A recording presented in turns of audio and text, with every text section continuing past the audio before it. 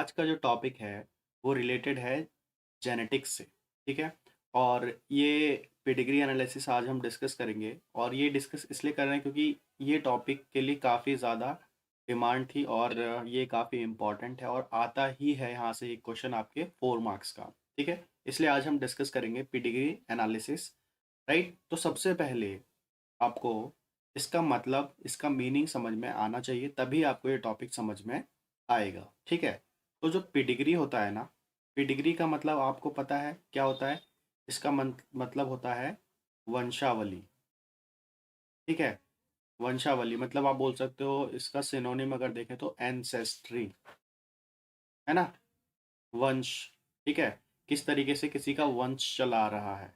Right. है ना। Family chart बोल सकते हो। राइट। फैमिली ट्री बोल सकते हो। और एनालिसिस का मतलब क्या होता है? एनालिसिस का मतलब होता है आपका विश्लेषण। ठीक है। विश्लेषण होता है। तो मतलब यहाँ पे हम क्या कर रहे हैं, किसी की फैमिली का हम विश्लेषण करते हैं, किसी की फैमिली चार्ट का हम स्टडी करते हैं कि उनकी फैमिली में किस टाइप के कैरेक्टर्स ट्रांसमिट हो रहे हैं या डिसीज ट्रांसमिट हो रहा है। मेनली हम जो जेनेटिक्स में पढ़ते हैं पेडिग्री एनालिसिस, वो रिलेट करते हैं डिसीज ट्रांसमिशन से, है ना। तो आपने सीएसआर में काफ़ी सारे क्वेश्चन देखे होंगे जहाँ पर आपको कुछ इस तरह का डायग्रामेटिक रिप्रेजेंटेशन देखने को मिलता है। ठीक है। कुछ इस तरीके का, है ना। कुछ इस टाइप का आपको देखने को मिलेगा और आपको बताना होता है कि ये डिसीज किस टाइप की है, ऑटोसोमल है या एक्स लिंक्ड है या सेक्स लिंक्ड है। ठीक है। तो इस टाइप के क्वेश्चंस आप तभी सॉल्व कर पाएंगे जब आपको पेडिग्री एनालिसिस के सारे कंसेप्ट्स क्लियर होंगे। ठीक है। तो चलिए शुरू करते हैं पेडिग्री एनालिसिस। और शुरू करने से पहले कुछ सिंबल्स हैं जिसके बारे में आपको पता होना चाहिए। ठीक है। तो सबसे पहले मैं आपको सिंबल्स के बारे में बताता हूँ। तो अगर आपके पास सिंबल इस तरीके का है स्क्वायर, तो वो रिप्रेजेंट करेगा आपका मेल को। अगर सर्कल है तो वो रिप्रेजेंट करेगा आपका फीमेल को। राइट। उसके बाद तो ये अगर आपका नॉर्मल स्क्वायर मतलब ब्लैंक स्क्वायर और ब्लैंक सर्कल होगा, तो ये जो आपके मेल और फीमेल हैं ये होंगे आपके अनअफेक्टेड, मतलब ये बोल सकते हो नॉर्मल। ठीक है। मतलब इनको डिसीज नहीं है। ठीक है। लेकिन अगर फिल्ड स्क्वायर होगा इस तरीके से, ठीक, तो ये होगा आपका डिसीज्ड मेल। ठीक। और अगर फिल्ड सर्कल होगा इस तरीके का, तो वो आपका होगा डिसीज्ड फीमेल। राइट। ये चीज़ आपको समझ में आ गई होगी, है ना। उसके बाद अगर कुछ इस तरीके का अगर आपको कोई सिंबल दिखता है, या आपको यहाँ पर तो बिल्कुल ये फील्ड मिलेगा आपको अगर डिसीज्ड होगा। ठीक है। कहीं कहीं पे एग्ज़ाम में आपको कुछ इस तरीके का भी देखने को मिलेगा। ठीक है। तो ये आपका होगा कैरियर, कैरियर फीमेल। मतलब इसका मतलब ये है कि इस फीमेल को डिसीज नहीं है ना। ये वैसे नॉर्मल है, नॉर्मल, बट डिसीज कैरियर। ये डिसीज को कैरी कर रही है, मतलब ये नेक्स्ट जनरेशन में डिसीज को ट्रांसमिट कर सकती है, लेकिन खुद ये नॉर्मल है। समझ रहे हो? ऐसा। तो आपको बताया जाएगा सिंबल, अगर आपको थोड़ा इससे कुछ अलग भी मिलता है तो आपको बताया जाएगा कि this symbol is representing the carrier female. Right. Okay. इसके बाद अ, एक दो, हाँ, जैसे कि अब यहाँ पे देखो, यहाँ पे ये जो है ये है आपका हॉरिजॉन्टल लाइन। ठीक है। हॉरिजॉन्टल लाइन का मतलब होता है कि mating, mating between the couples. ठीक है। और जो ये आपका वर्टिकल लाइन है, वर्टिकल लाइन होता है relation between parents and offspring. ये चीज़ आपको पता होनी चाहिए। उसके बाद हम चलते हैं आगे। ठीक है। और हाँ, एक दो चीज़ें और बता देता हूँ फिर हम शुरू करेंगे पेडिग्री एनालिसिस। ठीक है। तो यहाँ पर अगर आपको कुछ इस टाइप का मिलता है रिप्रेजेंटेशन ऐसा, तो इसका मतलब ये है कि ये जो आपका ऑफस्प्रिंग है, दिस मेल सन, सन है ना ये, सन विद नॉर्मल पेरेंट्स, है ना, सन भी नॉर्मल है और पेरेंट्स, और इस ये पेरेंट्स जो हैं, पेरेंट्स विद नॉर्मल सन, है ना, ये सब बेसिक कंसेप्ट है, आपको पता होनी चाहिए, राइट। अगर आपको कुछ इस तरीके का मिलता है, जो सन है वो आपको कुछ इस तरीके का मिलता है, तो ये जो है ये है आपका deceased sun with normal parents, ठीक है।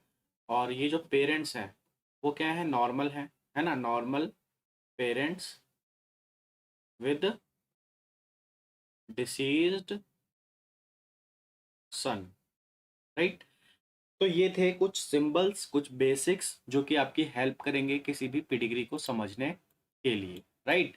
तो अब हम समझेंगे कि कितने टाइप के आपके जेनेटिक डिसऑर्डर्स होते हैं, राइट, है ना, और उनका पेडिग्री चार्ट कैसा कैसा आपका बन सकता है, ठीक है। तो अगर हम बात करें जेनेटिक डिसऑर्डर्स की या जेनेटिक डिसीज़ की, जेनेटिक डिसऑर्डर्स की अगर हम बात करें, तो वो आपका मेनली होता है दो तरीके का। There are two types of genetic disorders, right.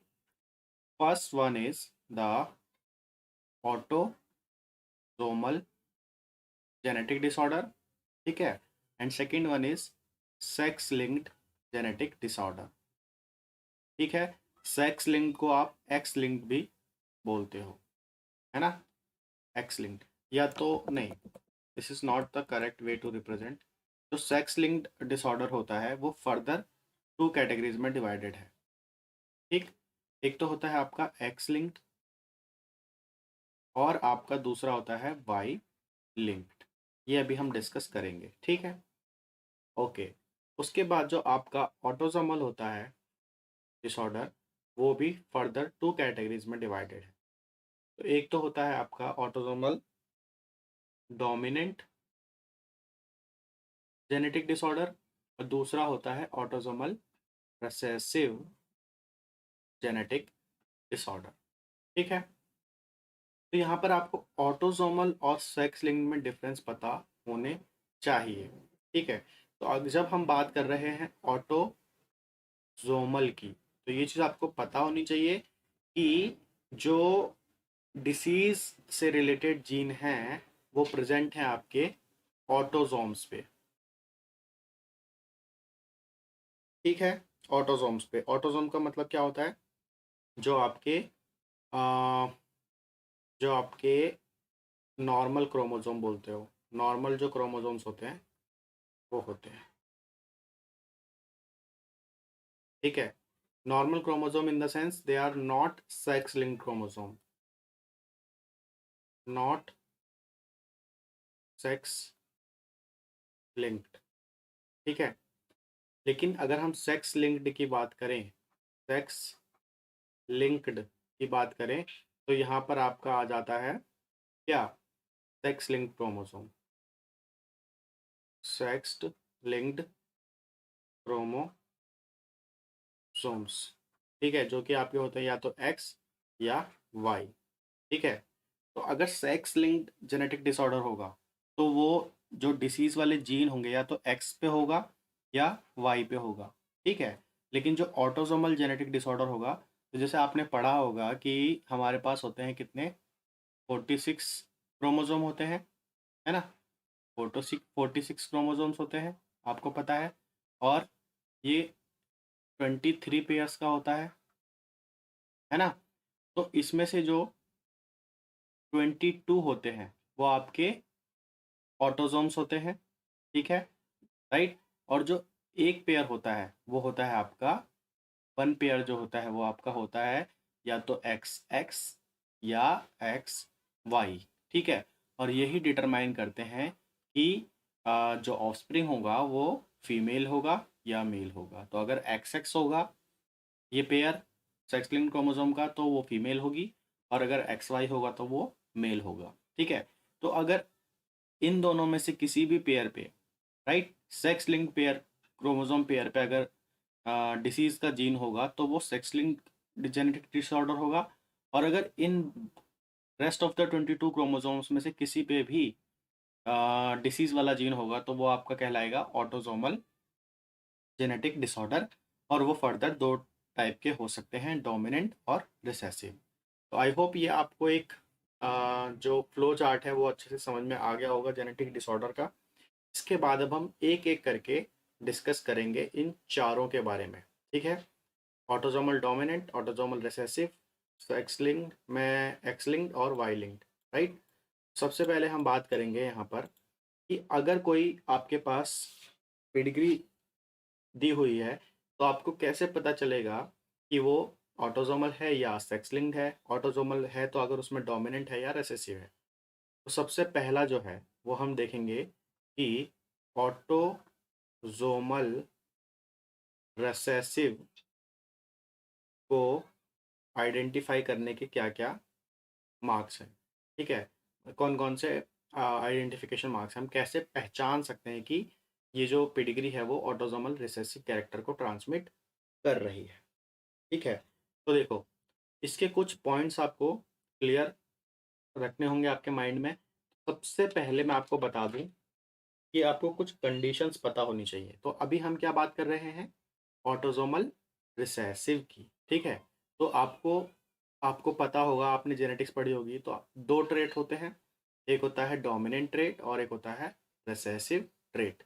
तो जो कैपिटल होता है वो डोमिनेंट को रिप्रेजेंट करता है, राइट, और जो स्मॉल ए होता है वो आपका रिप्रेजेंट करता है रिसेसिव को, है ना। तो यहाँ पर देखो आप, ये क्या है, ऑटोसोमल रिसेसिव, ठीक। तो देखो, अगर ये वाली कंडीशन हुई, दोनों के दोनों कैपिटल हुए, तो यहाँ पर जो आपका इंडिविजुअल होगा वो होगा नॉर्मल, ठीक है। क्योंकि ये कैसा है डिसीज, ऑटोसोमल रिसेसिव। यहाँ पर रिसेसिव वाला जो एलील होगा वो रिस्पॉन्सिबल होगा आपके डिसीज के लिए। इसको आपको याद रखना है, इसको आपको ध्यान रखना है, ठीक है। आप नाम से अपना कंफ्यूजन क्लियर रखेंगे। ऑटोसोमल रिसेसिव की अगर बात हो रही है तो जो एलील रिसेसिव है, स्मॉल ए, यहाँ पर इसका रोल ज़्यादा होगा, ठीक है। तो जब दोनों कैपिटल होंगे तो वो होगा नॉर्मल, ठीक, समझ में आया।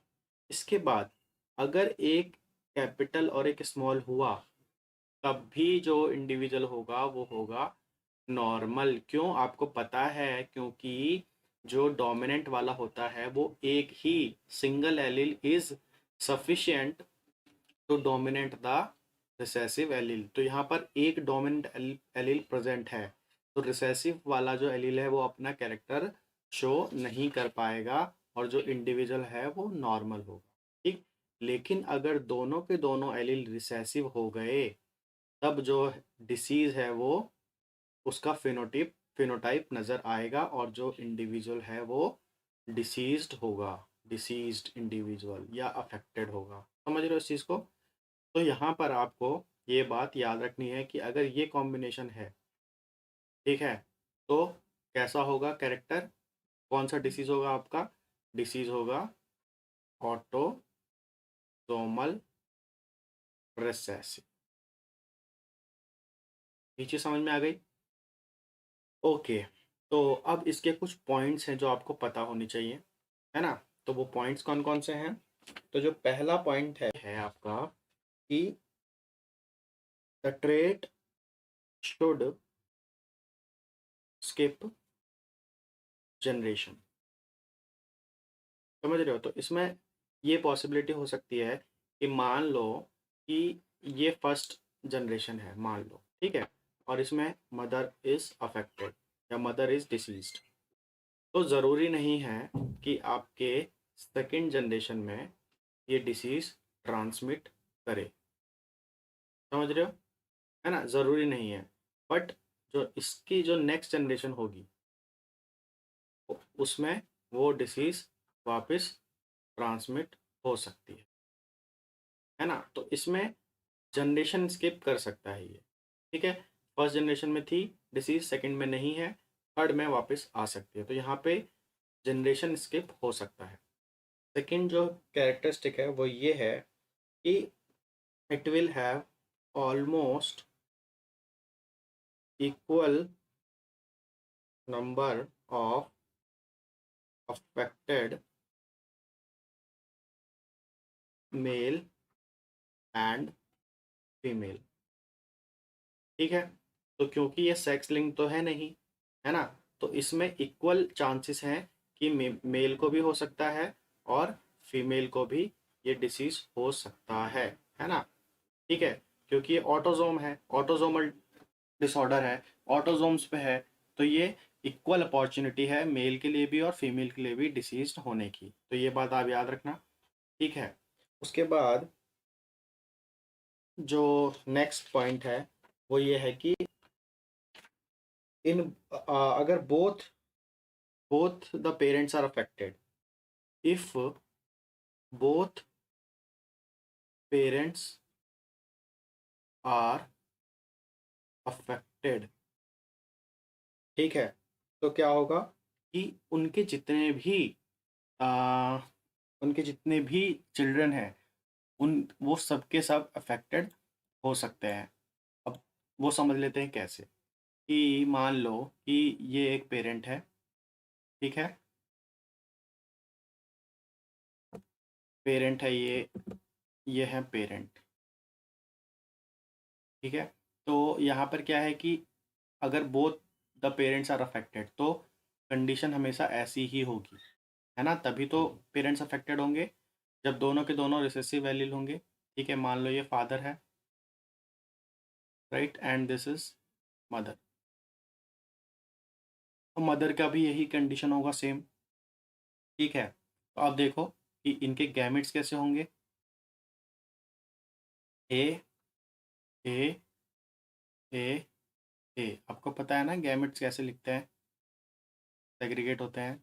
उसके बाद जो F1 प्रोजनी होगी उसमें देखो ए ए ए ए ए ए और स्मॉल ए, ठीक है? ये इसके साथ, फिर ये इसके साथ, ठीक है? वैसे ही ये वाला और ये वाला, फिर ये वाला और ये वाला, तो चारों कॉम्बिनेशन जो आएंगे ये सब के सब ऑल आर अफेक्टेड, ठीक है? कब? जब both the parents are affected. समझ रहे हो इस चीज़ को, है ना? तो ये चीज़ आपको याद रखनी है कि ऑटोसोमल रिसेसिव में अगर दोनों पेरेंट्स अफेक्टेड होंगे, ठीक है, तो सारे के सारे जो ऑफस्प्रिंग होंगे, जो चिल्ड्रन होंगे, सब अफेक्टेड होंगे, राइट? उसके बाद जो नेक्स्ट पॉइंट है वो आपको क्या ध्यान में रखना है कि नेक्स्ट पॉइंट में आपको ये समझना है कि बहुत बार ऐसा होता है कि आ, बहुत बार ऐसा होता है कि जो पेरेंट्स जो होते हैं वो अनअफेक्टेड होते हैं, ठीक है? मतलब पेरेंट्स अनअफेक्टेड, ठीक है, बट चिल्ड्रन में बी अफेक्टेड, तो ये भी आपका ऑटोसोमल रिसेसिव में हो सकता है। और वो कैसे होगा? तो देख लो, सिंपल है। पेरेंट देखो यहाँ पर ये हेट्रोजाइगस पेरेंट है, तो यहाँ पर हेट्रोजाइगस पेरेंट है, ये जो डोमिनेंट एलील है इसकी वजह से ये पेरेंट नॉर्मल है, ठीक है? नॉर्मल है। दूसरा भी हेट्रोजाइगस पेरेंट है और ये नॉर्मल है। अगर ये वाला कंडीशन होता किसी भी पेरेंट का तो वो पेरेंट होता आपका अफेक्टेड, लेकिन यहाँ दोनों पेरेंट्स कैसे हैं? नॉर्मल हैं, ठीक है? अब इनके गैमेट्स कैसे बनेंगे? तो देखो ए ए ए ए, ठीक है, राइट? अब यहाँ पर ध्यान से देखो, ये गैमेट्स बन गए। अब इन गैमेट्स का आप क्रॉस करवाइए, तो ये वाला ए इस वाले ए के साथ आएगा, तो ए, ठीक। फिर ये वाला ए इस वाले ए के साथ आएगा, ए और ए। फिर आपका ये ए और ये ए, ए और ये दोनों ए जब आएंगे, ए और ए, तो यहाँ पर आप ध्यान से देखिए कि दोनों रिसेसिव हैं, है ना। तो दोनों रिसेसिव हो गए, तो ये कैसा हो गया, ऑटोसोमल रिसेसिव कैरेक्टर आ गया इसमें। तो ये हो गया आपका डिसीज्ड। तो देखो, पेरेंट्स कैसे थे, अनअफेक्टेड, लेकिन one of the child is deceased. तो ऐसा भी आपका ऑटोसोमल रिसेसिव में देखा जा सकता है कि चाइल्ड को तो होगा, लेकिन ज़रूरी नहीं है कि उनके पेरेंट्स को डिसीज हो। ठीक है, समझ में आया आपको, है ना। उसके बाद नेक्स्ट चलते हैं। नेक्स्ट जो इसका पॉइंट है, नेक्स्ट पॉइंट क्या है, अब देखो। हाँ, नेक्स्ट जो पॉइंट है वो ये है कि if at least one child is affected, वो मैंने इस एग्जांपल में ही आपको क्लियर कर दिया। नेक्स्ट पॉइंट आप लिख लीजिए, if at least one child is affected. देख रहे हो यहाँ पर one child is affected, it indicates that the unaffected parent is heterozygous. तो अगर इस टाइप का कोई क्वेश्चन आता है कि one of the child is affected, तो what would be the genotype of parents, तो वो कैसे होंगे, आपके होंगे कैसे, हेट्रोजाइगस पेरेंट्स। ठीक है, उसी की वजह से आपका एक चाइल्ड डिसीज्ड है। तो ये आपका ऑटोसोमल रिसेसिव हो गया। ठीक है, इसके कुछ एग्जांपल्स मैं आपको करके दिखाता हूँ, जिससे आपको और ज़्यादा क्लियरिटी आ जाएगी। ठीक है, तो हम जल्दी से कुछ इसके इम्पॉर्टेंट एग्जांपल्स डिस्कस कर लेते हैं। ठीक है, तो देखो, सबसे पहला जो है एग्जांपल, वो ये है कि इसके जो पेरेंट्स हैं वो नॉर्मल हैं, नॉर्मल पेरेंट्स। ठीक है, और ये हैं आपके नॉर्मल पेरेंट्स हैं, लेकिन ये होमोजाइगस हैं। ठीक है, तो देखो क्या होगा, ये है पेरेंट्स और ये है आपके होमोजाइगस। ठीक है, तो इस कंडीशन में आपके जो गैमेट्स बनेंगे, वो आपके गैमेट्स कैसे बनेंगे, ए ए ए। ठीक है, और जो F1 प्रोजनी आएगी आपकी, वो सब कैसी होगी, वो सब होगी आपकी नॉर्मल। ठीक है, तो इसमें कोई भी डिसीज्ड नहीं होगा, नो डिसीज्ड चाइल्ड। अगर दोनों पेरेंट्स होमोजाइगस हुए फॉर डोमिनेंट एलील। ठीक है, समझ में आया ये। तो इसमें देखो, मान लो ये फादर था आपका और ये थी मदर। ठीक है, तो बना लो यहाँ पे फादर, मदर और इनके 4 ऑफस्प्रिंग थे। ठीक है, मान लो एक सन, एक डॉटर, एक सन, एक डॉटर, चारों नॉर्मल थे। ठीक है, तो यहाँ पर कोई भी डिसीज नहीं था, है ना। लेकिन अगर मान लो कि पेरेंट्स नॉर्मल हैं, normal parents, but heterozygous, heterozygous, तब क्या होगा, है ना। तब क्या होगा, तब देख लेते हैं जल्दी से। पेरेंट्स हैं नॉर्मल बट हैं हेट्रोजाइगस, तो इनके जो गैमिट्स बनेंगे वो इस तरीके के बनेंगे कुछ, दोनों ही पेरेंट्स के। ठीक है, उसके बाद आप देख लीजिए, इस ए को इसके साथ क्रॉस मैच कराइए, तो ये ऐसा बनेगा, इसको इसके साथ कराइए तो ऐसा बनेगा। ठीक है, उसके बाद ये वाला ए इस वाले ए के साथ, सॉरी, ये वाला ए इस ए के साथ, और ये दोनों ए ऐसे। तो जब दोनों पेरेंट्स हेटेरोजाइगस होंगे, तो आपका चांसेस हैं कि पेरेंट्स तो अनअफेक्टेड रहें, पेरेंट्स तो अनअफेक्टेड रहें। ठीक है, लेकिन यहाँ पर आप देखो कि जो चाइल्ड है, जो चाइल्ड है वो आपका डिसीज्ड हो गया, इस कंडीशन में जब पेरेंट्स नॉर्मल हो लेकिन हेटेरोजाइगस हो। ठीक है, तो इसका जो आपका बनेगा पेडिग्री, वो देखो इस तरीके का बनेगा, दोनों पेरेंट्स नॉर्मल हैं, लेकिन इसके 4 जो ऑफस्प्रिंग हुए, मान लो एक सन डॉटर, एक सन और डॉटर, तो डॉटर को डिसीज हो गया।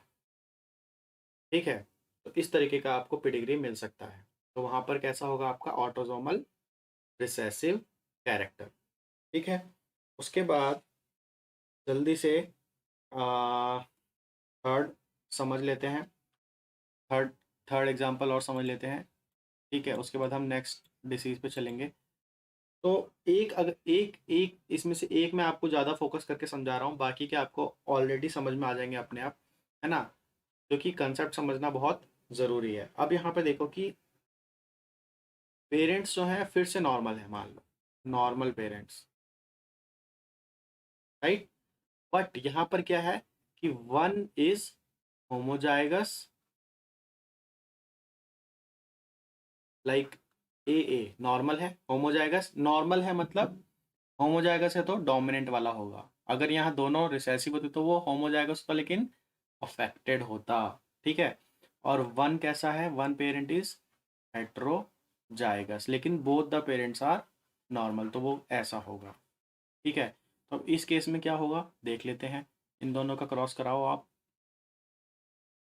ठीक, इनके गैमेट्स बनेंगे ऐसे। ठीक है, ऐसे बनेंगे गैमेट्स, राइट, है ना। तो देखो ए ए ए ए, यहाँ पर फिर इसके साथ ये ए, ठीक है, और ये ए और ए। तो यहाँ पर देखो आप कि कोई भी आपका डिसीज्ड नहीं है। तो अगर एक पेरेंट आपका होमोजाइगस है, नॉर्मल है, लेकिन दूसरा हेट्रोजाइगस है, तब भी आपका कोई भी प्रोजनी, कोई भी ऑफस्प्रिंग अफेक्टेड नहीं होगा, डिसीज नहीं होगा। तो दोनों पेरेंट्स का हेट्रोजाइगस होना जरूरी है, तभी किसी भी चाइल्ड को ऑटोसोमल रिसेसिव डिसऑर्डर होगा, या तो कोई एक पेरेंट आपका अफेक्टेड हो। ठीक है, तो वो इसका इसका कैसे, इसका भी सेम ऐसे बनेगा। ठीक है, सारे के सारे ऑफस्प्रिंग कैसे होंगे, नॉर्मल होंगे। ठीक है, लास्ट केस और डिस्कस कर लेते हैं।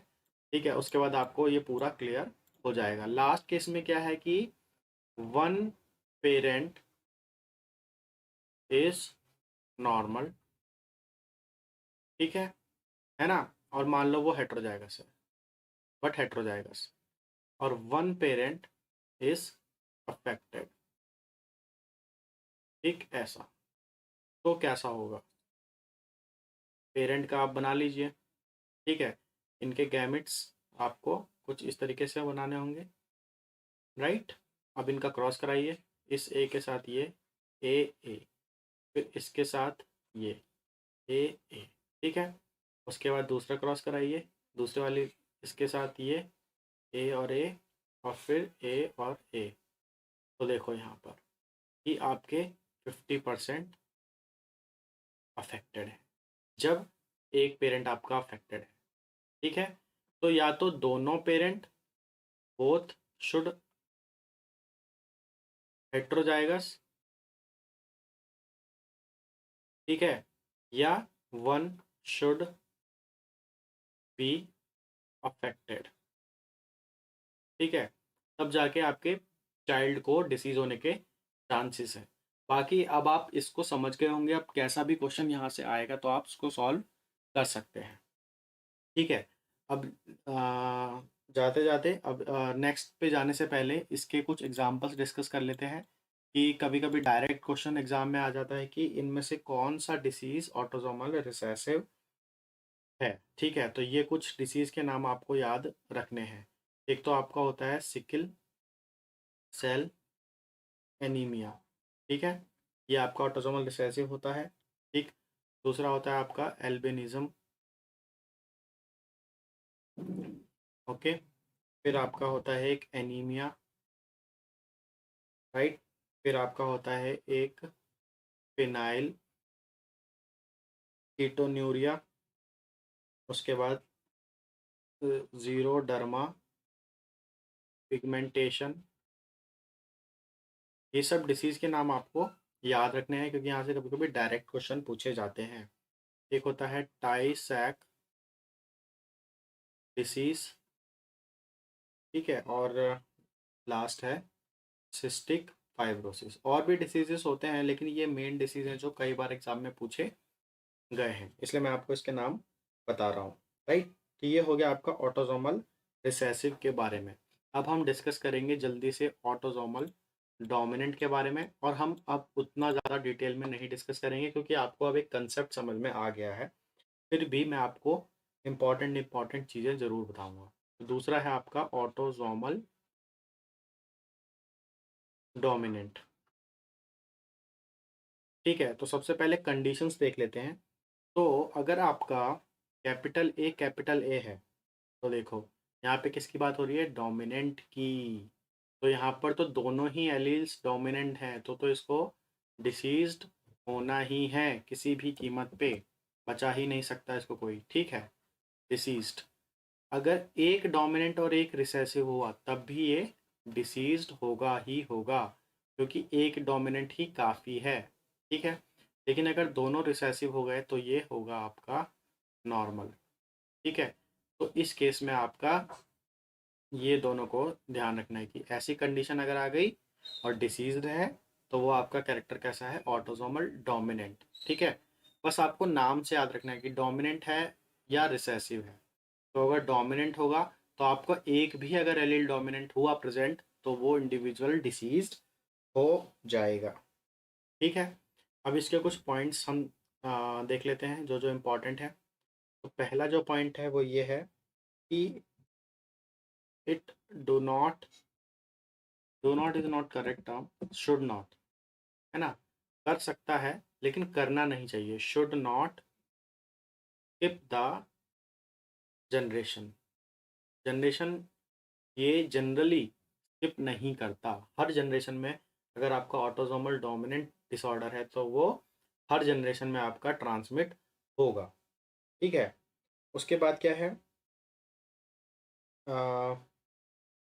Equal distribution, obviously equal distribution among male and female, है ना।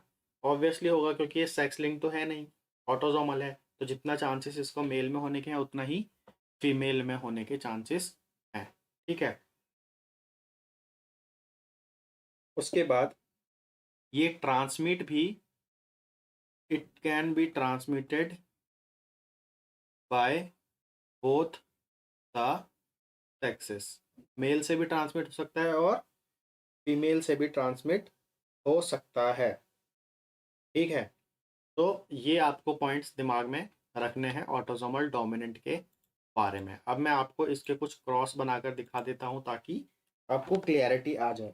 ठीक है, तो यहाँ पर देखो ध्यान से कि अगर पहला पहला पॉइंट देखिए, पहला क्रॉस हम बनाएंगे कि अगर एक अफेक्टेड पर्सन और अनअफेक्टेड पर्सन दोनों की मेटिंग हो जाए, मतलब कि मान लो कि दो पेरेंट्स, मतलब पेरेंट्स में एक है आपका अफेक्टेड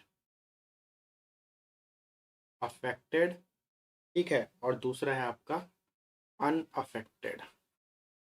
ठीक, तो इसमें अफेक्टेड की कंडीशन क्या क्या होगी, या तो वो ऐसा होगा या तो वो ऐसा होगा, और अनअफेक्टेड वो ऐसा होगा। ठीक है, तो यहाँ पर हम पहले देखते हैं कि अगर अफेक्टेड में वो होमोजाइगस हो, ठीक है, तो कैसा कंडीशन होगा। ठीक है, तो ये हो गए आपके पेरेंट्स। ठीक, उसके बाद इनके गैमेट्स कैसे बनेंगे, ए ए ए और ए, और F1 प्रोजनी कैसी होगी, ए ए ए ए, सब हेट्रोजाइगस होगी। तो अब यहाँ पर देखो आपको कि आप देखो यहाँ पर ध्यान से कि आपको कैसा कंडीशन मिलेगा कि इसमें सारे के सारे ऑल आर डिसीज्ड। देखो सब में आपका डोमिनेंट ए प्रेजेंट है, डोमिनेंट एलील प्रेजेंट है ना। तो डोमिनेंट ऑटोसोमल डोमिनेंट का तो कैरेक्टरिस्टिक ही यही है कि अगर एक डोमिनेंट एलील भी प्रेजेंट है तो वो इंडिविजुअल डिसीज्ड होगा। तो इस कंडीशन में क्या होगा कि सारे के सारे, अगर जो आपका अफेक्टेड है parent, one of the affected parent is homozygous, तो सारे के सारे आपके ऑफस्प्रिंग कैसे होंगे, डिसीज्ड होंगे। ठीक है। अगर कंडीशन आपकी थोड़ी अलग हुई, जैसे कि मान लो कि एक पेरेंट आपका अफेक्टेड है लेकिन हेटेरोजाइगस है इनटू ये, तो देखो इसकी एलील, इसके गैमेट्स इस तरीके के होंगे और इसके इस तरीके के, तो कॉम्बिनेशन कैसा होगा, ए इसके साथ करा दिया, अब इसका और इसका होगा, फिर ए, अब इसका और इसका होगा तो ए और ए, फिर इसका और इसका होगा तो ए और ए। तो यहाँ पर देखो ये तो हो गए आपके नॉर्मल, ठीक है, लेकिन ये जो है वो डिसीज्ड हो गए। तो अगर एक पेरेंट अफेक्टेड है, अफेक्टेड बट हेट्रोजाइगस, तो 50% आपके 50% जो आपके ऑफस्प्रिंग होंगे वो डिसीज्ड होंगे। ठीक है ना। तो समझ में आया। तो ये आपका हो गया ऑटोसोमल, ऑटोसोमल डोमिनेंट। तो अगर इसकी पीडिग्री हम देखें तो किस तरीके की पीडिग्री दिखेगी, तो वो देख लेते हैं जल्दी से। तो यहाँ पर देखो इस केस में आपका यहाँ पर जो अफेक्टेड, मान लो ये फादर थे, अफेक्टेड फादर, ठीक, और ये थी नॉर्मल मदर, इनके 4 ऑफस्प्रिंग हुए थे आपको पता है।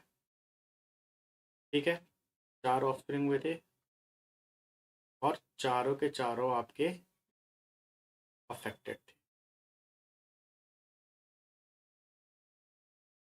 समझ में आ रहा है, चारों के चारों अफेक्टेड है ना। और इस केस में कैसा था वो केस, इस केस में देखो यहाँ पर कि आपका जो फादर था, यहाँ पर इस केस में जो फादर था वो अफेक्टेड था बट हेट्रोजाइगस था, और मदर जो थी वो नॉर्मल थी। इसीलिए यहाँ पर जो आपके ऑफस्प्रिंग मिले वो हाफ ऑफस्प्रिंग जो आपके थे 50% वो थे अफेक्टेड। ठीक है, तो वो पेडिग्री कुछ इस तरीके की आपकी दिखाई देगी। तो यहाँ पर देखो इस जनरेशन में भी है और इस जनरेशन में भी है, तो it should not skip the generation, है ना, and it is equally distributed among mails and females, right, है ना। तो ये हो गया आपका ऑटोसोमल डोमिनेंट के बारे में। इसके बाद हम चलते हैं नेक्स्ट, जो कि है सेक्स लिंक्ड जेनेटिक डिसऑर्डर, और उसमें भी सबसे पहले यहाँ पर जो हम डिस्कस करेंगे नेक्स्ट वो है आपका सेक्स लिंक्ड जेनेटिक डिसऑर्डर, और उसमें सबसे पहला जो है वो है एक्स लिंक्ड। ठीक है, ठीक है, एक्स लिंक्ड। तो यहाँ पर एक्स लिंक्ड आपका रिसेसिव भी हो सकता है और डोमिनेंट भी। तो सबसे पहले हम देखेंगे एक्स लिंक्ड रिसेसिव डिसऑर्डर। तो यहाँ पे कंडीशन की अगर हम बात करें, अगर हम कंडीशन की बात करें तो दोनों में देखेंगे, क्योंकि ये किससे रिलेटेड है, सेक्स क्रोमोसोम से, है ना।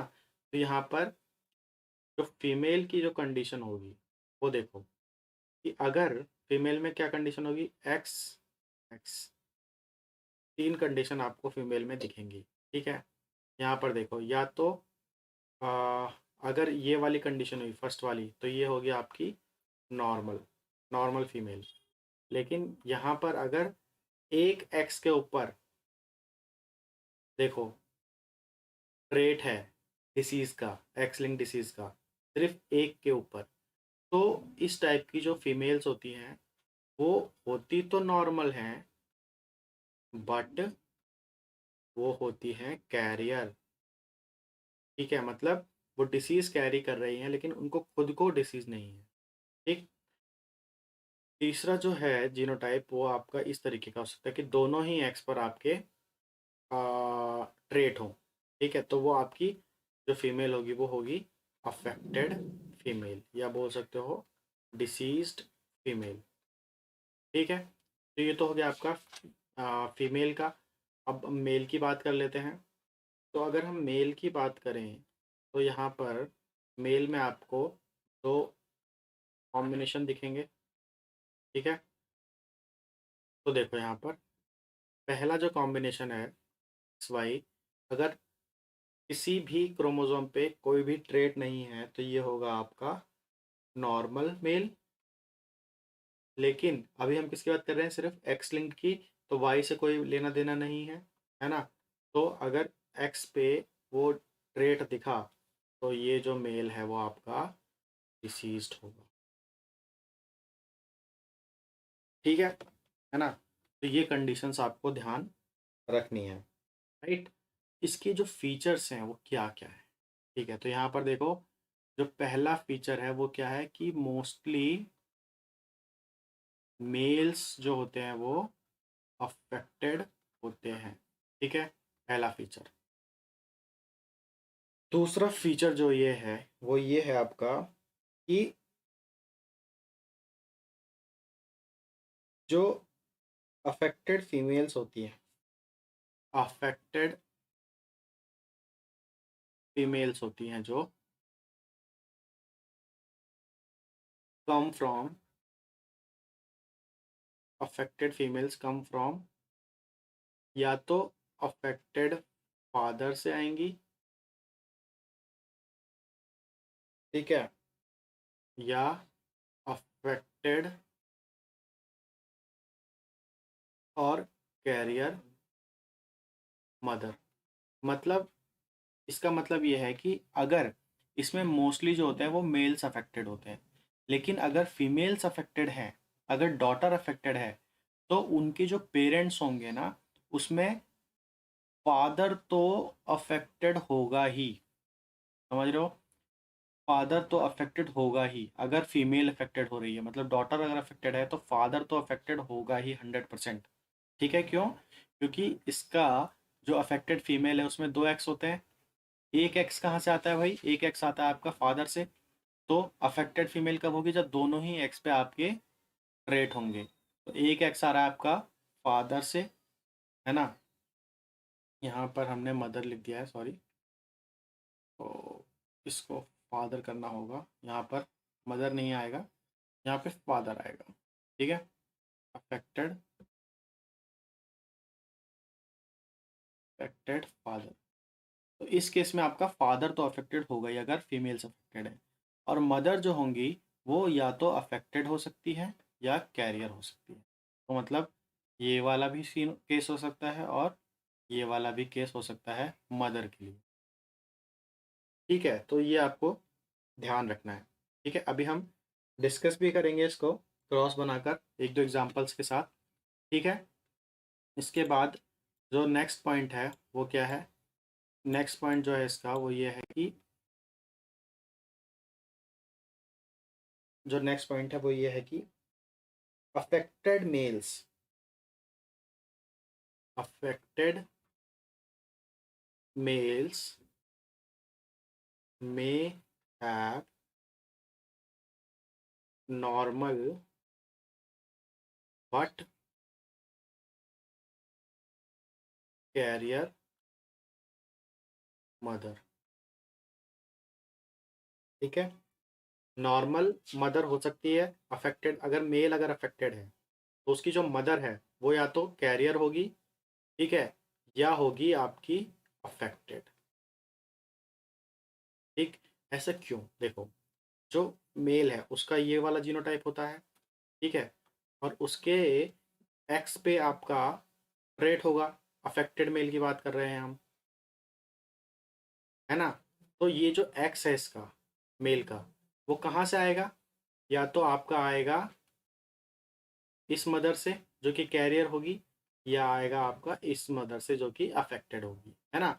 इसलिए बोल रहे हैं affected males may have normal, carrier mother और अफेक्टेड मदर। ठीक है, समझ में आया, है ना। और यहाँ पर जो लास्ट इसका जो पॉइंट है वो ये है कि क्योंकि ये रिसेसिव है तो इट कैन स्किप जनरेशन। ठीक है, राइट। तो अब इसके हम दो तीन एग्जाम्पल जल्दी से डिस्कस कर लेते हैं जिससे आपको बहुत क्लियर हो जाएगा ये।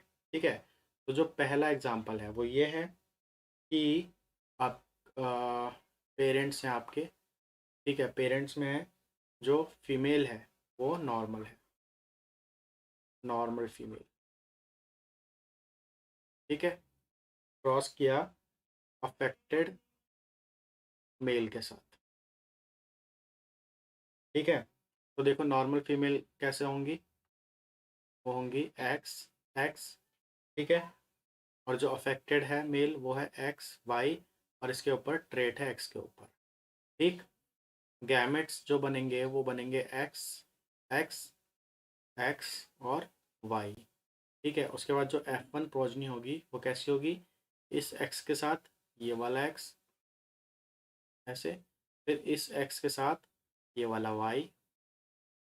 ठीक है, इस तरीके से, फिर इस एक्स के साथ ये वाला एक्स, और फिर इसी एक्स के साथ ये वाई। तो देखो यहाँ पर कि अगर फीमेल नॉर्मल है और मेल अफेक्टेड है तो कभी भी आपका जो F1 प्रोजनी आएगी उसमें मेल, कोई भी मेल अफेक्टेड नहीं होगी, लेकिन जो डॉटर्स होंगी वो कैरियर होंगी, कैरियर डॉटर, बट नॉर्मल। ये भी सेम है, दोनों के दोनों नॉर्मल हैं बट कैरियर हैं, और ये दोनों नॉर्मल हैं, नॉर्मल सन। ठीक है, नॉर्मल सन है ना। तो ये कंडीशन। दूसरा एग्जांपल लेते हैं। दूसरा जो एग्जांपल है वो आपका वो ये है कि देखो, और इसका भी मैं आपको डिग्री भी बना के दिखा देता हूँ। एक मिनट। हाँ, तो इसकी पेडिग्री बना के अगर हम देखें, चलिए दूसरे वाले एग्जांपल में आपको पेडिग्री बनाकर दिखाता हूँ। जो दूसरा एग्जांपल है वो कैसा है कि फीमेल जो है, फीमेल जो है वो नॉर्मल है बट कैरियर है।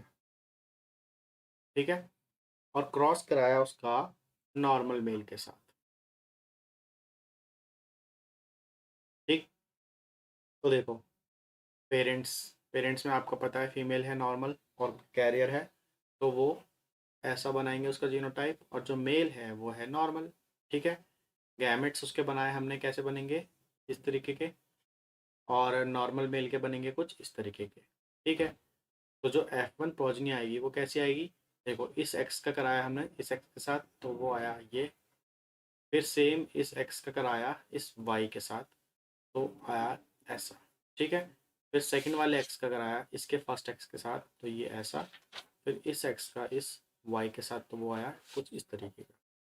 तो यहाँ पर देखो आप कि आपका फीमेल यहाँ पर कैसी थी, कैरियर, और नॉर्मल थी, इसको डिसीज नहीं था बट ये कैरियर थी, लेकिन मेल था नॉर्मल। तो इसका फादर नॉर्मल था, उसके बावजूद यहाँ पर सन कैसा हो गया, अफेक्टेड। ठीक है, और मदर डॉटर जो है वो कैरियर, ये कैरियर है लेकिन ये डिसीज हो गया।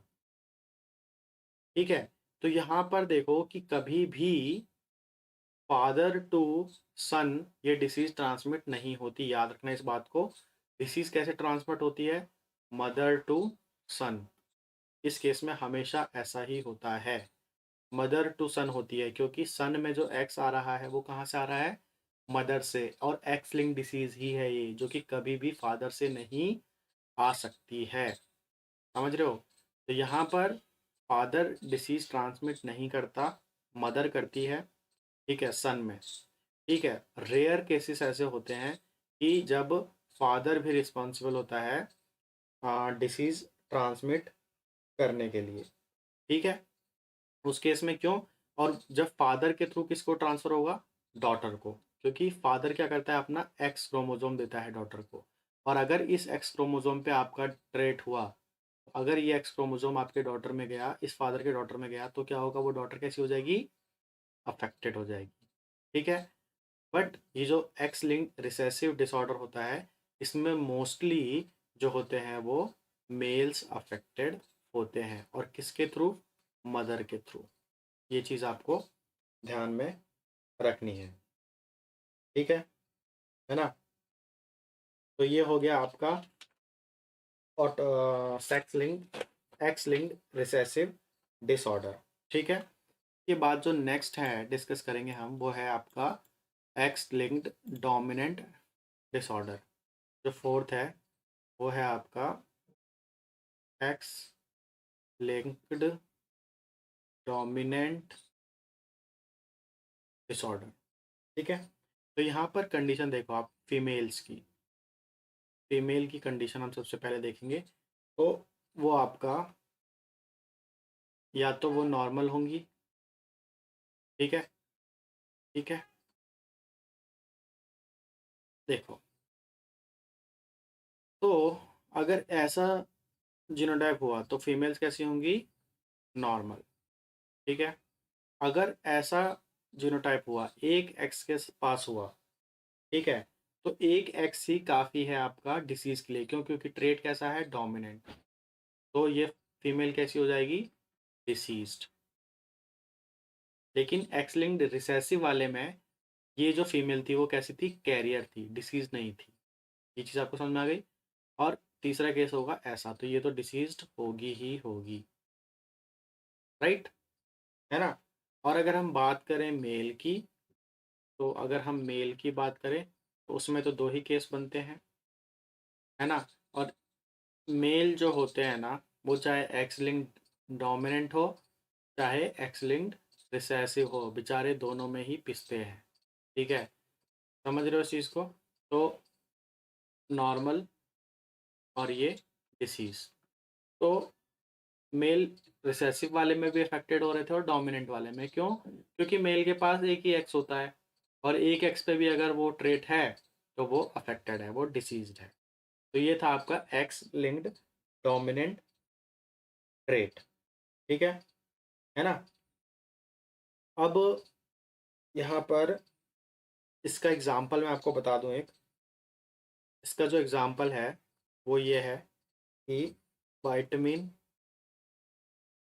डी रेजिस्टेंट राइकेट्स, ठीक है, ये इसका एग्जाम्पल है। और इससे पहले जो हमने डिस्कस किया था एक्स लिंक्ड रिसेसिव वाला, उसका एग्जाम्पल मैंने आपको बताया नहीं था, वो मैं बता देता हूँ आपको। यहाँ मैं आपको एक्स लिंक्ड रिसेसिव का एग्जाम्पल बता देता हूँ। एक्स लिंक्ड रिसेसिव का,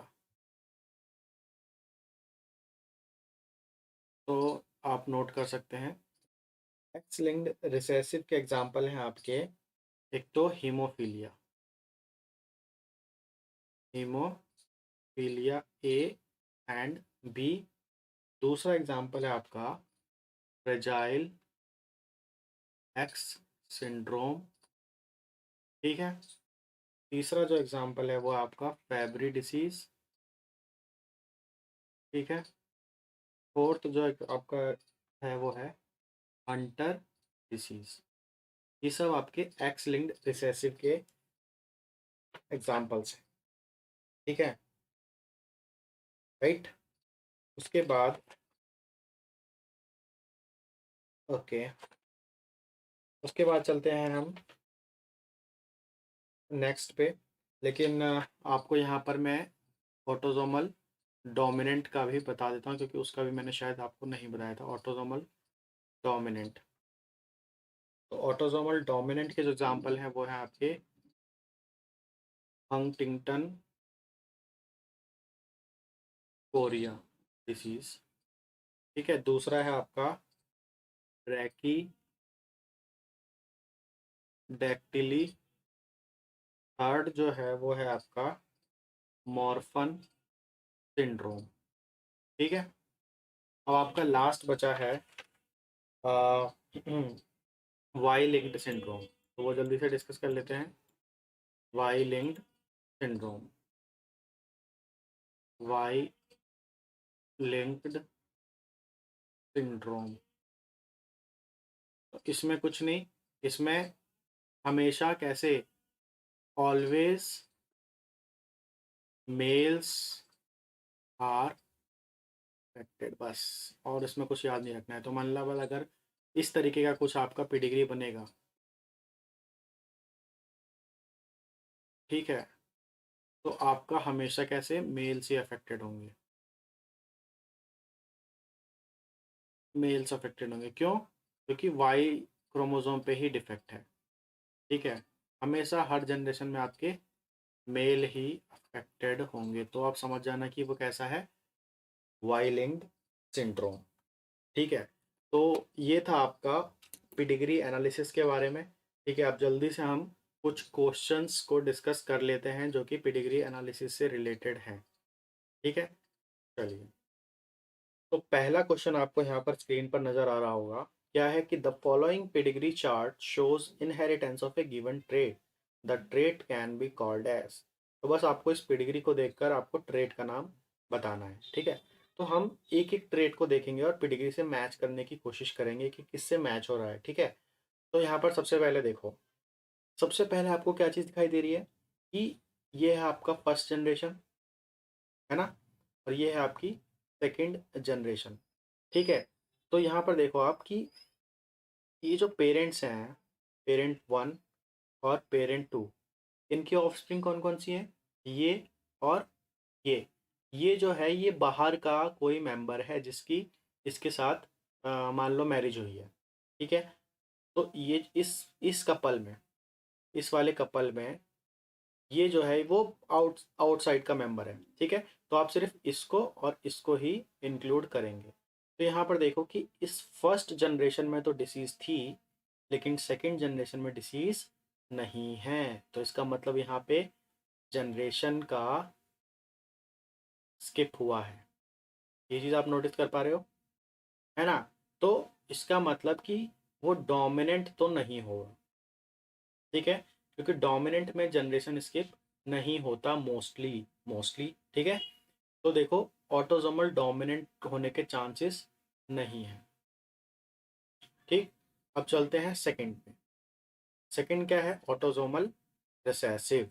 तो यहाँ पर देखो आप कि father is also affected and mother is also affected, ठीक है, राइट। उसके बावजूद यहाँ पर दोनों में से किसी भी ऑफस्प्रिंग को कोई डिसीज नहीं है, ठीक है। हाँ, तो यहाँ पर क्या है कि अगर एक्स लिंक्ड होता तो चांसेस थे कि दोनों में से किसी ना किसी एक को डिसीज जरूर होती अगर सेक्स लिंक डिसीज होती, ठीक है। तो इससे हमें ये पता चलता है कि वो सेक्स लिंक डिसीज भी नहीं है, ठीक है। तो वो जहाँ तक है कंफर्म है कि वो ऑटोजोमल रिसेसिव डिसीज ही होगी, ठीक है। और ऑटोजोमल रिसेसिव इसलिए क्योंकि इसका एक कैरेक्टरिस्टिक ये भी है कि ये क्या करता है, स्किप द जनरेशन, जनरेशन, ठीक है ना। यहाँ पर देखो जनरेशन स्किप भी हो रही है, ठीक है, जनरेशन स्किप हो रही है ना। तो ऑटोजोमल रिसेसिव होने के चांसेस हैं। एक्स लिंक डोमिनेंट भी नहीं हो सकता, बता दिया आपको। क्यों? क्योंकि अगर डोमिनेंट होता तो अगर एक एक्स पे भी अगर आपका ट्रेट होता, समझ रहे हो इस चीज़ को, दोनों एक्स में से अगर मान लो ये फीमेल है, ठीक है, तो फीमेल के अगर एक एक्स पे भी ये ट्रेट होता तो ये फीमेल होती है आपकी अफेक्टेड, लेकिन ये तो नॉर्मल है, तो एक्स लिंक डोमिनेंट भी नहीं है। और मेल तो पक्का आपका डिसीज होता अगर एक्स लिंक डोमिनेंट होता तो ये भी आपका नहीं हो सकता, ठीक है। और सेक्स लिमिटेड का मतलब कि किसी एक सेक्स के इंडिविजुअल्स ही हमेशा अफेक्टेड हो, तो वो भी यहाँ पर नहीं है। देखो यहाँ फीमेल भी है, ठीक है, और फिर यहाँ पर कोई भी नहीं है, फिर नेक्स्ट जनरेशन में मेल है, तो सेक्स लिमिटेड भी नहीं है, इसलिए ये आपका कैसा है, ऑटोजोमल रिसेसिव। तो ये आपका इस तरीके से आपको सॉल्व करना है। तो आपको मैच करना है कैरेक्टरिस्टिक्स को, कौन सी कैरेक्टरिस्टिक्स मैच हो रही है, बहुत आसान होता है, बस आपको थोड़ा दिमाग ज़्यादा अच्छे से यूज़ करना है। नेक्स्ट क्वेश्चन क्या है देख लेते हैं। नेक्स्ट क्वेश्चन है, a pedigree of an inheritable disease is shown below. एक पिडिग्री दिख रहा है आपको, और इस पिडिग्री से आपको कंपेयर करना है कि कौन सा डिसीज है, ठीक है। तो सबसे पहले देखते हैं ए वाला क्या है, एक्स लिंक्ड डोमिनेंट, देखते हैं। तो देखो यहाँ पर कि एक्स लिंक्ड डोमिनेंट अगर होता तो एक्स लिंक्ड डोमिनेंट का आपको कंडीशन याद होगा। अगर हम फीमेल की बात करें, अगर हम फीमेल की बात करें तो वहाँ पर दोनों ही केस, ये वाला हो चाहे ये वाला हो, दोनों ही केस में आपका डिसीज़ होने के चांसेस होते हैं। ठीक है। तो देखो यहाँ पर कि यहाँ इस मेल को अफेक्टेड दिखा रखा है। ठीक। मान लो कि ये ऐसा होगा जिसका एक्स ये हुआ। ठीक है। तो एक्स लिंक डोमिनेंट है तो मान लो कि ये मेल अफेक्टेड है और इसके एक्स पे ये ट्रेट है। तो ये एक्स अब जब नेक्स्ट जनरेशन में डॉटर के पास जाएगा, मान लो इस डॉटर के पास आया, तो इसका एक एक्स ही सफिशिएंट था डिसीज करवाने के लिए। लेकिन ये फीमेल कैसी है? नॉर्मल। यहाँ पर ये भी फीमेल नॉर्मल है ना? तो ऐसा तो पॉसिबल हो ही नहीं सकता, है ना? तो अगर एक्स लिंक डोमिनेंट होता तो जो फीमेल्स हैं वो पक्का आपकी डिसीज्ड होती। तो आपका जो एक्स लिंक डोमिनेंट है, option A is not correct. ठीक। उसके बाद अब आप यहाँ पे एक चीज नोटिस कर रहे हो कि सारे के सारे मेल्स अफेक्टेड हैं। सारे के सारे कैसे हैं? मेल्स अफेक्टेड हैं। तो आपका यहाँ पर आपको एक सी ऑप्शन नजर आ रहा होगा। ये ऑप्शन सी आपको नजर आ रहा होगा, ओनली वाई लिंक्ड। तो ये एक हो सकता है, लेकिन अभी आपको इसको करेक्ट ऑप्शन नहीं समझना, क्योंकि यहाँ पर देखो ऑप्शन बी में भी आपका लिखा हुआ है वाई लिंक्ड। तो या तो आपका बी सही है या तो आपका सी सही है। ठीक है। अब देखो कि एक डिसीज और आपको कंफर्म करनी है कि ये कहीं एक्स लिंक्ड रिसेसिव डिसीज तो नहीं है, क्योंकि बी ऑप्शन में भी है और डी ऑप्शन में भी है एक्स लिंक्ड रिसेसिव। तो अब देखो एक्स लिंक्ड रिसेसिव में क्या होता है। एक्स लिंक्ड रिसेसिव में देखो ध्यान से, अगर आपको याद होगा तो जो फीमेल्स होती हैं वो कैरियर हो सकती हैं। रिसेसिव की बात कर रहे हैं, कैरियर होगी ये, लेकिन नॉर्मल होगी। ठीक है। तो देखो हो सकता है कि ये वाली जो फीमेल है ये नॉर्मल तो दिख रही है लेकिन कैरियर हो सकती है। इस बात को कभी भूलना मत। ठीक। और जो मेल है वो तो अफेक्टेड है, तो इसका होगा कुछ इस तरीके का जीनोटाइप। ठीक है। तो ये दिख रहा है आपको अफेक्टेड मेल। यहाँ तक हमको अभी सही दिख रहा है सब कुछ। ठीक है। अब देखो फीमेल नॉर्मल है लेकिन मेल अफेक्टेड है, तो अब इसकी जो प्रोजनी आएगी वो कैसी आएगी? इसका एक एक्स देख लो, यहाँ से ले लो और यहाँ से एक एक्स ले लो। ठीक है। उसके बाद ये वाला एक्स ले लो और ये वाला वाई ले लो। फिर ये वाला एक्स ले लो और ये, सॉरी, ये वाला एक्स ले लो और ये वाला एक्स ले लो, और फिर ये एक्स ले लो और ये वाई ले लो। तो कुछ इस तरीके के कॉम्बिनेशंस आपको मिल सकते हैं। तो यहाँ देखो आपकी नॉर्मल फीमेल, नॉर्मल डॉटर भी आ सकती है। ठीक है ना? और इसमें यहाँ पे डिसीज, और ये अफेक्टेड मेल भी आ सकता है। तो देखो अफेक्टेड मेल भी आ रहा है और यहाँ नॉर्मल डॉटर भी आ रही है। तो आपका ये जो डिसीज है वो या तो वाई लिंक्ड भी हो सकता है या एक्स लिंक्ड रिसेसिव भी हो सकता है, इसलिए इसका ऑप्शन है B. B is the correct option. ठीक है। उसके बाद नेक्स्ट क्वेश्चन पे चलते हैं। नेक्स्ट क्वेश्चन क्या है आपका? नेक्स्ट क्वेश्चन देखो यहाँ पर आपको 3 पेडिग्री दी हुई है, फैमिली 1 की, फैमिली 2 की और फैमिली 3 की। और तीनों की फैमिली को आपको अच्छे से समझना है पेडिग्री को, और बताना है कि कौन सा डिसीज तीनों में कॉमन है। X linked recessive, x linked dominant, autosomal recessive या ऑटोसोमल डोमिनेंट। ठीक है। तो सबसे पहले देखो यहाँ पर ध्यान से देखो कि फैमिली 1 में आप देखो, जब फैमिली 1 में देखोगे तो देखो ये इस जनरेशन में तो आपकी डिसीज़ है नहीं, और सेकंड जनरेशन में डिसीज़ है, मतलब इसमें तो है नहीं, इसमें है। ठीक। ओके। और यहाँ पर भी देखो फैमिली 3 में इसमें तो है लेकिन इस वाले जनरेशन में नहीं है। राइट। तो ये हो सकता है कि ये आपका रिसेसिव, पहला चीज़। अब ये या तो ऑटोसोमल रिसेसिव हो सकता है या एक्स लिंक्ड रिसेसिव हो सकता है। डोमिनेंट होने के चांसेस बहुत कम हैं। ठीक। तो देखो आपके पास अब दो ऑप्शन बचे हैं रिसेसिव वाले, एक्स लिंक्ड रिसेसिव या ऑटोसोमल रिसेसिव।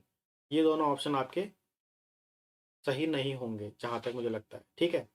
अब देखो कि इन दोनों में से कंपेयर करो कि एक्स लिंक्ड रिसेसिव और ऑटोजोमल रिसेसिव में से कौन सा सही होगा। ठीक है, तो हम यहाँ पर एक्स लिंक डोमिनेंट को भी क्रॉस करवा देते हैं। समझा देता हूँ मैं आपको कि अगर आपका यहाँ पर एक्स लिंक डोमिनेंट इसलिए हमने क्रॉस किया है क्योंकि देखो ये मेल अफेक्टेड है। मेल मतलब ऐसा होगा अगर मान लो डोमिनेंट है, ठीक है, तो ये एक्स कहाँ से आया होगा आपका, ये एक्स आया होगा इस वाली फीमेल से, है ना। तो एक्स लिंक्ड अगर डोमिनेंट होता तो ये वाली फीमेल भी आपकी अफेक्टेड होती, लेकिन ये नॉर्मल है, तो एक्स लिंक डोमिनेंट तो आपका ये है ही नहीं। ठीक है, राइट। ऑटोजोमल डोमिनेंट भी नहीं है क्योंकि यहाँ पे जनरेशन का स्किप दिखाया जा रहा है, राइट। और ऑटोजोमल डोमिनेंट नहीं है। ठीक है, उसके बाद हम बात करते हैं रिसेसिव की, क्योंकि रिसेसिव होने के चांसेस ज़्यादा है। तो एक्स लिंक्ड रिसेसिव यहाँ पर क्या होता है, सबसे पहले देखो ए में एक्स लिंक्ड रिसेसिव ये है या नहीं। तो देखो आपको पता है कि एक्स लिंक्ड रिसेसिव में, एक्स लिंक्ड रिसेसिव में मैंने आपको बताया था कि मोस्टली आपके मेंस अफेक्टेड होते हैं, mostly man affected, males affected, है ना। तो यहाँ पे देखो आप कि आपको यहाँ पे मेल भी अफेक्टेड दिखाई दे रहा है, फीमेल भी अफेक्टेड दिखाई दे रही है ना, फीमेल भी अफेक्टेड दिखाई दे रही है। और अगर यहाँ पे देखो फीमेल कैसी है, अफेक्टेड है, तो नेक्स्ट में आपका मेल तो अफेक्टेड होना ही था लेकिन अफेक्टेड नहीं है, तो आपका एक्स लिंक्ड रिसेसिव भी ये नहीं है, तो बचा ऑटोसोमल रिसेसिव, बस यही आपका करेक्ट ऑप्शन है, राइट। ओके, उसके बाद चलते हैं नेक्स्ट ऑप्शन पे, that is sorry next question पे, that is 30। Pedigree of an inheritable disease is shown below, और फिर आपको डिसीज का नाम बताना है। ठीक है, और ये सारे क्वेश्चंस आपके प्रीवियस ईयर क्वेश्चन पेपर से लिए हैं मैंने, या तो CSIR से या गेट से, राइट। तो देखिए क्वेश्चन आपको नज़र आ रहा होगा, और फिर आपको डिसीज़ का नाम बताना है। तो देखो सबसे पहले यहाँ देखो आपको लिखा हुआ है कि ये सिंबल्स भी दिए हुए हैं कि ये कैरियर फीमेल है और ये कैरियर फीमेल है और ये कैरियर मेल है। ठीक है, तो देखो जब भी आपका कैरियर का ऑप्शन क्वेश्चन में दिया हो तो 90% चांसेस है कि वो आपका एक्स लिंक डिसीज होगा। ठीक, समझ में आ रहा है ना। अब यहाँ पर देखो कि एक्स लिंक्ड या तो डोमिनेंट एक ऑप्शन है और एक ऑप्शन है आपका एक्स लिंक्ड रिसेसिव, तो इन दोनों में से आपका क्या करेक्ट है वो आपको पहचानना है।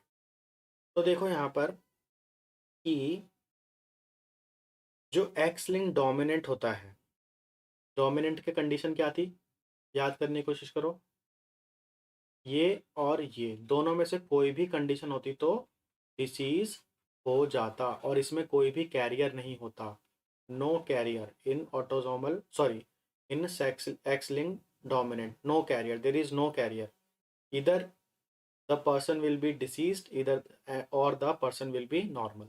ठीक है, बट यहाँ पे कैरियर भी है। ठीक है, देखो कैरियर कैरियर इधर भी कैरियर, ठीक, और कैरियर से आपका किस में ट्रांसमिट हो रहा है, सन में, है ना। फिर आपकी मदर कैरियर है, हो सकता है नेक्स्ट जनरेशन में आपका सन अफेक्टेड हो, तो ऐसा सिनेरियो सिर्फ आपका मिलता है एक्स लिंक्ड रिसेसिव में। ठीक, तो इस टाइप के क्वेश्चन भी आपको समझ में आ जाएंगे जब आप देखोगे तो। उसके बाद लास्ट क्वेश्चन आज का, यहाँ पर आपको बताना है इस पेडिग्री चार्ट को देखकर कि ये किस टाइप का डिसीज़ है। ठीक है, तो देखो यहाँ पर ध्यान से कि यहाँ पर देखो फीमेल अफेक्टेड है, ठीक है, फिर फीमेल अफेक्टेड है, इधर भी फीमेल अफेक्टेड है, ठीक है। उसके बाद फीमेल से देखो ध्यान से, फीमेल अगर अफेक्टेड है तो सारे के सारे ऑफस्प्रिंग अफेक्टेड है। देख रहे हो, यहाँ पे फीमेल अफेक्टेड थी तो सारी की सारी ऑफस्प्रिंग अफेक्टेड थी, चाहे वो मेल हो चाहे वो फीमेल हो, है ना। 2 3 4 पे देखो फोकस करो, ये जो 1 है वो तो आउटसाइड मेंबर है, ये 5 भी आउटसाइड मेंबर है, बट ये तीनों कैसे हैं, 2 3 और 4 ये मेंबर्स ऑफ फैमिली है ना, और ये तीनों के तीनों ही ऑफस्प्रिंग अफेक्टेड हैं जब आपकी ये फीमेल अफेक्टेड थी, राइट। यहाँ पर भी आप देखो अभी इस केस में ये मेल अफेक्टेड था, लेकिन जब इसकी शादी मान लो किसी ऐसी फीमेल से हुई जो बाहर से आई थी और ये नॉर्मल थी, तो कोई भी ऑफस्प्रिंग अफेक्टेड नहीं हुआ। लेकिन वही चीज़ अगर आप इधर देखोगे तो ये वाली फीमेल अफेक्टेड है और बाहर से कोई मेल आया जो कि हेल्दी था, नॉर्मल था, लेकिन उसके बावजूद क्योंकि यहाँ पर मदर इन्फेक्टेड अफेक्टेड थी, सारी की सारी प्रोजनी अफेक्टेड हो गई। वही सेम नीचे भी ट्रांसमिट हो रहा है, इधर मदर अफेक्टेड थी तो इधर भी सबके सब अफेक्टेड हो गए। तो इस टाइप का अगर इनहेरिटेंस आपको दिख रहा है तो वो होता है आपका, बोलते हो आपको उसको मैटरनल इनहेरिटेंस, समझ रहे हो। और आपने पढ़ा होगा मैटरनल इनहेरिटेंस ज़्यादातर माइटोकॉन्ड्रियल इनहेरिटेंस होता है, माइटोकॉन्ड्रिया की वजह से वो इनहेरिटेंस ट्रांसमिट होता है। तो आपका जो ऑप्शन है वो सी जो है, देखो यहाँ पर ये ना एक्स लिंक डोमिनेंट है ना x link mutation, x link recessive है, ये आपका है माइटोकॉन्ड्रियल इनहेरिटेंस, मतलब सी तो ऑप्शन आपका करेक्ट है। अब देखो आप नीचे पॉसिबल ऑप्शंस कौन कौन से हैं, ए एंड डी, ये तो हो ही नहीं सकता, सी इसमें नहीं है, यहाँ पर भी सी नहीं है और यहाँ पर भी सी नहीं है। तो आपका सिर्फ एक ऑप्शन बचा जहाँ पर सी है, तो उसके साथ लेकिन डी भी है, तो डी देख लेते हैं, variable expression can be due to heteroplasmy. ये जो हेट्रोप्लास्टी होता है वो होता है आपका ग्राफ्ट ग्राफ्ट से रिलेटेड होता है ये, ठीक है। मतलब अगर कोई स्पीसीज है, उसके वन मेंबर से कोई ग्राफ्ट लेकर दूसरे मेंबर में इंसर्ट कर दिया या पुट कर दिया, ठीक है, तो उसको बोलते हैं हेट्रोप्लास्टी, ठीक है।